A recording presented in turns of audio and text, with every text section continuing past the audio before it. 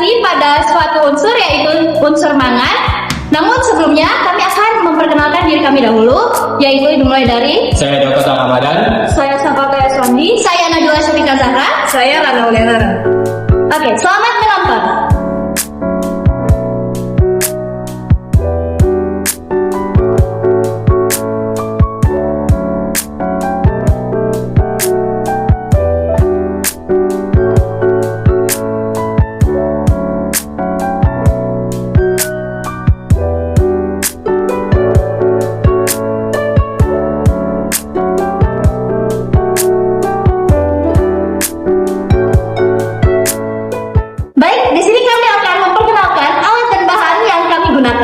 Di sini saya akan mulai dari alatnya dulu. Nah, di sini ada 4 tabung Erlenmeyer, lalu ada beaker glass, 1 tabung reaksi, ada tusuk lidi, lalu ada mancis, ada lilin, ada corong gelas, ada penjepit, dan 1 sendok.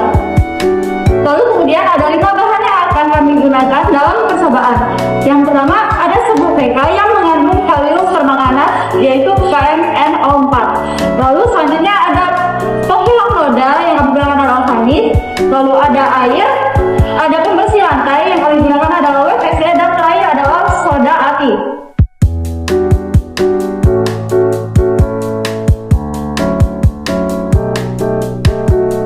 Nah, sebelum kita memulai eksperimennya, tentu saja kita harus mengetahui teori-teori dasar dari eksperimen atau percobaan yang akan kita lakukan. Untuk percobaan kali ini, teori-teori dasar yang harus kita ketahui adalah bilangan oksidasi dan reaksi redoks. Reaksi oksidasi adalah reaksi yang disertai dengan kenaikan bilangan oksidasi. Sedangkan reaksi reduksi adalah reaksi yang disertai dengan penurunan bilangan oksidasi. Reaksi oksidasi dan reaksi reduksi terjadi secara bersamaan dalam satu reaksi. Oleh karena itu, reaksi ini kemudian disebut sebagai reaksi redoks. Selanjutnya, ada istilah pengoksidasi dan pereduksi. Nah, pada reaksi redoks sendiri, ada sebuah zat atau senyawa yang berperan sebagai pereduksi atau biasa dikenal sebagai reduktor, dan pengoksidasi atau oksidator. Pengertian dari pereduksi ini merupakan zat atau senyawa yang dalam reaksi redoks akan menyebabkan zat atau senyawa lain mengalami reduksi, sedangkan zat atau senyawanya itu sendiri akan mengalami oksidasi. Kemudian, ada istilah pengoksidasi yang dapat didefinisikan sebagai zat atau senyawa yang dalam reaksi redoks akan menyebabkan zat lain atau senyawa lain mengalami oksidasi, tetapi menyebabkan zat atau senyawanya itu sendiri mengalami reduksi. Sehingga dapat dikatakan bahwa dalam reaksi redoks, pengoksidasi dan pereduksi memiliki arti yang berlawanan. Ternyata, dalam beberapa reaksi redoks, ada istilah yang melibatkan reaksi autoredoks. Nah, reaksi autoredoks ini dapat diartikan sebagai sebuah reaksi dalam reaksi redoks di mana sebuah zat atau senyawa dari reaktan akan mengalami reaksi reduksi dan reaksi oksidasi. Dan ini akan terlihat pada perubahan bilangan oksidasi pada produk atau hasil dari sebuah reaksi redoks. Nah, baik, kita masuk ke tabung Erlenmeyer yang pertama. Nah, di sini ada beaker glass yang sudah diisi air sebanyak 100 ml. Yang harus kita lakukan adalah menyiapkan corong. Kita masukkan ke tabung Erlenmeyer-nya. Kita masukkan airnya selanjutnya.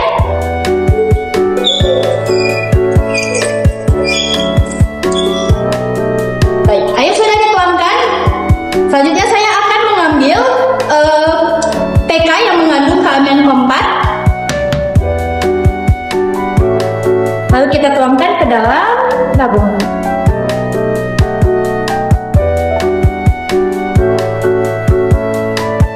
Baik, selanjutnya saya akan mengaduk tabung Erlenmeyer.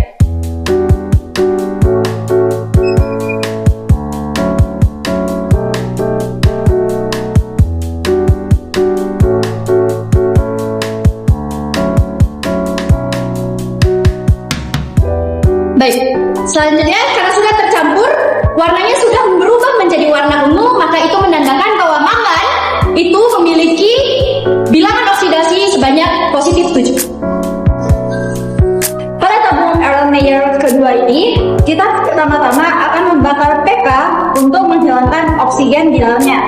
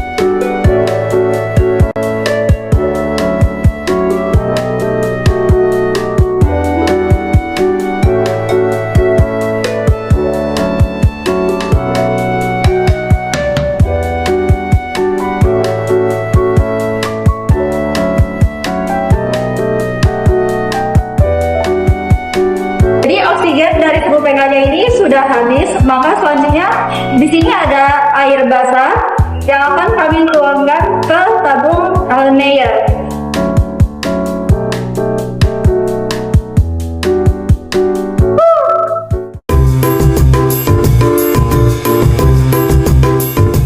Jadi pada saat percobaan pertama, kami tidak berhasil mengubah ini menjadi warna hijau. Jadi kami menemukan bahwa kami kekurangan soda api dalam larutannya. Jadi di sini saya akan menambah soda api ini.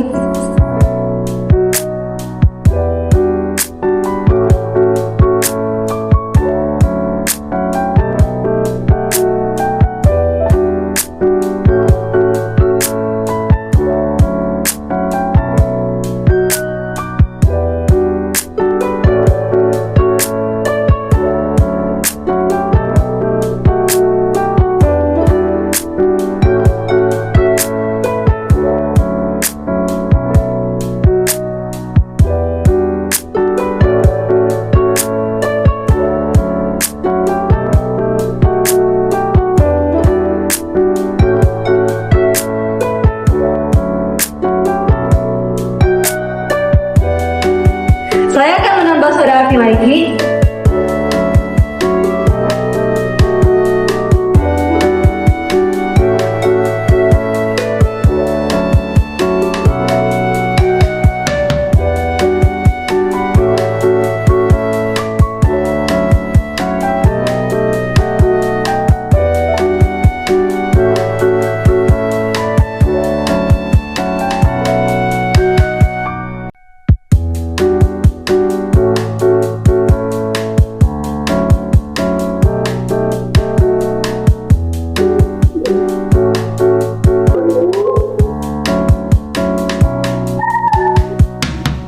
Warnanya sudah mulai berubah menjadi warna hijau. Jadi ini adalah percobaan pertama kami yang kami tambahkan soda api lebih banyak lagi dan berhasil berubah menjadi warna hijau.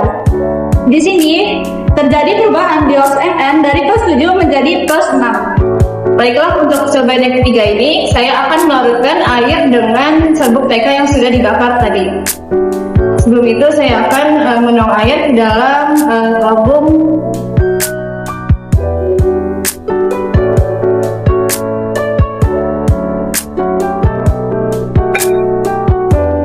Lalu saya akan mengambil sedikit serbuk PK yang sudah dibakar.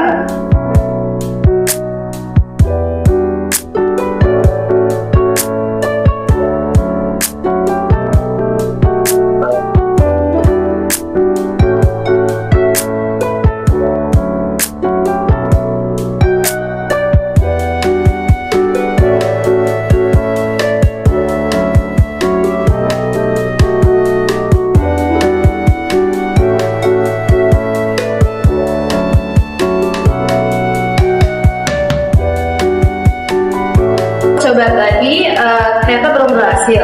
Dan setelah kami teliti lagi, ternyata sebelum PK yang kami pakai itu masih terdapat oksigen, sehingga kami membakar lagi sebelum PK-nya dan mencampurkan lagi dengan larutan air. Setelah percobaan tersebut, akhirnya didapatkan hasil berwarna pink. Dengan adanya perubahan warna ini menjadi warna pink, terjadinya kegagalan Goldilocks menjadi +4.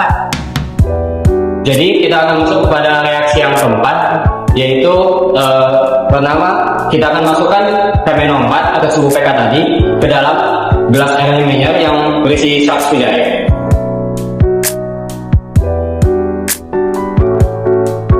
Lalu kita aduk.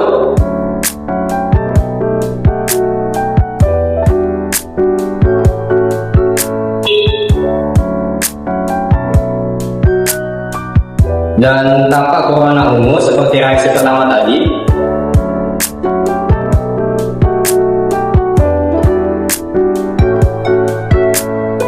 Tapi bedanya di air kita tambahkan campuran dari kristal, maksudnya WBC dan juga panas ke dalam tabung yang ini.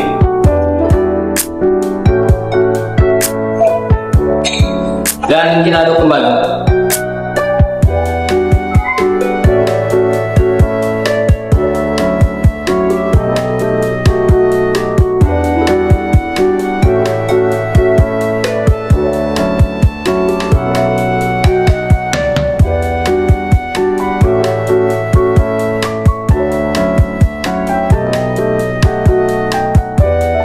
Dan tampak pada hasilnya berwarna bening, colorless, tapi sedikit biru karena kami memakai obat pembersih lantai WPC, bukan kristal. Jadi dalam WPC ini ada tambahan HCl-nya, sehingga menyebabkan warnanya sedikit biru. Dan juga dalam reaksi ini terjadi penurunan bilangan oksidasi dari MnO4 yang merupakan berisi mangan +7 dan diturunkan menjadi larutan yang berwarna bening sedikit biru dengan bilangan oksidasi +2.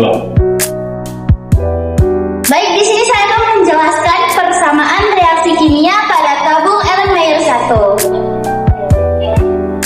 Bisa dilihat di sini ada kalium permanganat yang sudah dilarutkan dalam air sehingga berwujud aqueous, akan terionisasi menjadi kalium plus dan juga MnO4-. Nah, di sini MnO4- lah yang memberikan zat warna ungu pada larutan. Dan MnO4 ini merupakan pengoksidasi yang kuat, yang dimana artinya MnO4- ini dapat mengikat elektron dari zat lain. Nah, pada persamaan ini tidak ada perubahan oksidasi maupun reduksi karena tak ada zat lain yang dapat dioksidasi oleh ion MnO4-, sehingga dapat saya simpulkan bahwa di sini tidak terjadi redox. Jadi, di sini saya akan menjelaskan mengenai persamaan reaksi kimia pada tabung Erlenmeyer 2. Pertama-tama saya akan menjelaskan reaksi persamaan kimia pada proses pembakaran. Jadi, kalium permanganat akan dibakar. Jadi padatannya ini panas yang memiliki Goldilocks +7. Nah, jadi pembakaran kalium permanganat ini akan menghasilkan mangan dioksida ditambah oksigen ditambah kalium permanganat. Dan dimana hasilnya mangan dioksida ini akan menjadi Goldilocks-nya +4 dan kalium permanganat juga +4. Lalu di sini saya akan menjelaskan persamaan reaksi kimia pada proses pengarutannya. Jadi di sini ada mangan dioksida merupakan hasil pembakarannya. Jadi dia memiliki Goldilocks +4 dan kemudian dia akan dilarutkan dengan natrium hidroksida dan ditambah dengan oksigen yang akan menjadi sodium permanganat dan H2O, yang dimana sodium permanganat ini memiliki Goldilocks +6. Mengapa bisa +6? Jadi saat proses pengarutan mangan dioksida dengan NaOH, Goldilocks-nya akan teroksidasi menjadi +6. Lalu yang berubah warna larutannya menjadi warna hijau adalah sodium permanganat ini. Baik, selanjutnya adalah persamaan reaksi kimia untuk percobaan ketiga, di mana kita mengambil suhu PK yang sudah dibakar menjadi menjadi MnO4, yaitu ion permanganat ditambah dengan dilarutkan dengan air atau H2O menjadi MnO2 atau mangan ditambah OHB atau hidroksida. Lalu biloxnya di sini untuk ion permanganatnya ada pesan H2O, MnO2 atau mangan dioksida ada 4 dan hidroksida ada 1. Lalu perubahan warna yang terdapat pada larutan itu disebabkan oleh MnO2 atau mangan dioksida, di mana larutannya menjadi warna pink agak kecoklatan. Jadi pada reaksi yang keempat, pada tabung air laminir yang keempat, ada reaksi antara KMnO4 dengan obat WPC dan juga panis. Nah, pada sisi reaktannya sendiri ada KMnO4 dalam bentuk aquos, karena sebelum menjadi aquos, KMnO4 yang dalam bentuk sabun ini telah dilarutkan dalam air sehingga menjadi larutan. Kemudian ditambah hidroksida dari obat panis sendiri, kemudian hidroksida dari obat WPC menjadi 2 NaCl2 atau mangan 2 klorida, 2 KCl atau kalium klorida, H2O, air, kemudian gas oksigen. Nah, dari awalnya sendiri, mangan ini sendiri mempunyai bilox 7, kemudian akan direduksi menjadi +2. Nah, jika dilihat dari persamaan reaksinya sendiri, dari sejumlah atomnya sudah setara, dan jika ingin melihat dari jumlah muatannya sendiri, ada di bawahnya, dan itu pun sudah setara, mengikuti muatannya sama dengan 0. Nah, lalu dari hasilnya, produknya, ada MnCl2 yang menyebabkan warna larutan di akhir itu menjadi bening, tetapi sedikit kebiruan. Nah, ternyata warna biru itu bukan disebabkan karena ada hasilnya sendiri, melainkan karena proporsi dari obat WPC-nya sendiri kemarin kebanyakan, sehingga sedikit biru warnanya. Dan yang terakhir ada air, ini dalam larutan juga, karena dalam produk kemarin hasilnya di dalam tabung air laminir tidak ada bunga padatan. Lalu yang di belakang rusa ada gas oksigen, sehingga inilah reaksi pada keempat. Reaksi keempat pada tabung air laminir keempat. Jadi, kesimpulan yang kelompok kami dapatkan dalam percobaan 1 sampai percobaan keempat, mangan akan tereduksi menjadi mangan dengan bilox yang semakin menurun. Pada percobaan pertama, bilox mangan sebanyak +7. Percobaan kedua +6, percobaan ketiga +4, dan percobaan terakhir +2. Nah, mangan di sini perannya adalah sebagai oksidator.